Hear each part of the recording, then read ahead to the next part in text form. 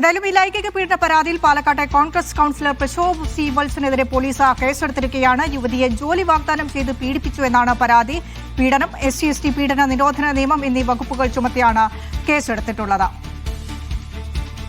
സാജിദ അജ്മൽ പാലക്കാട് നിന്ന് വിശദാംശങ്ങളുമായി ചേരുന്നുണ്ട്. സാജിദ, പെൺകുട്ടി കൂടുതൽ ഗുരുതരമായ വെളിപ്പെടുത്തലാണ് പെൺകുട്ടിയുടെ ഭാഗത്തുനിന്ന് അതിജീവിതയുടെ ഭാഗത്തുനിന്നുണ്ടാകുന്നത്. അതോടൊപ്പം തന്നെ ഏതൊക്കെ കേസുകൾ ചുമത്തിയാണ് പ്രശോഭിനെതിരെ പോലീസ് കേസെടുത്തിട്ടുള്ളത്?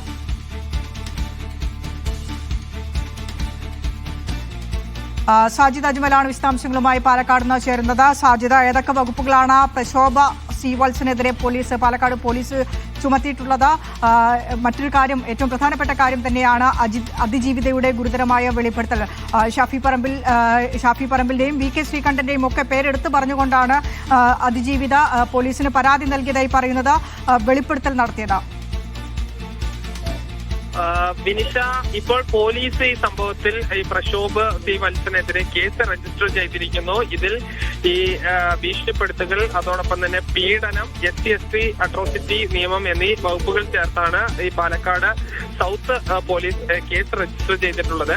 ഈ പെൺകുട്ടി മാധ്യമങ്ങളോട് പറഞ്ഞ പ്രധാനപ്പെട്ട കാര്യം ഈ തനിക്ക് പരാതി നൽകാതിരിക്കാൻ ഉന്നത ബന്ധങ്ങളുണ്ട് എന്ന് ഭീഷണിപ്പെടുത്തിയിരുന്നു എന്നുള്ളതാണ്. ഈ Shafi Parambil MP, VK Sreekandan MP എന്നിവരുമായി ഈ പ്രശോഭിന് അടുത്ത ബന്ധമുണ്ട് എന്ന് പറഞ്ഞു. ഇത് തെളിയിക്കാനായി ഈ താൻ ഇരിക്കുന്ന സമയത്ത് തന്നെയാണ് വീഡിയോ കോൾ ചെയ്തു. ഷാഫി പറമ്പില് വീഡിയോ കോൾ ചെയ്ത് ഉന്നത ബന്ധമുള്ള ആളാണ് എന്ന് ഈ തെളിയിക്കാനുള്ള ശ്രമം നടത്തി തുടങ്ങിയ കാര്യങ്ങളാണ് പ്രധാനമായും ഈ യുവതി ആരോപിക്കുന്നത്. എന്നാലും ഇത് തെരഞ്ഞെടുപ്പിൽ വലിയ ആയുധമാക്കാനാണ് BJP-യുടെയും LDF-ന്റെയും തീരുമാനം. ഒരുപക്ഷെ അടുത്ത ദിവസങ്ങളിലായി BJP ശക്തമായ സമരവുമായി മുന്നോട്ട് പോകാനുള്ള ഒരു സാധ്യതയുമുണ്ട്. സാജിദ അജ്മലാണ് വിശദാംശങ്ങൾ പങ്കുവച്ചത്.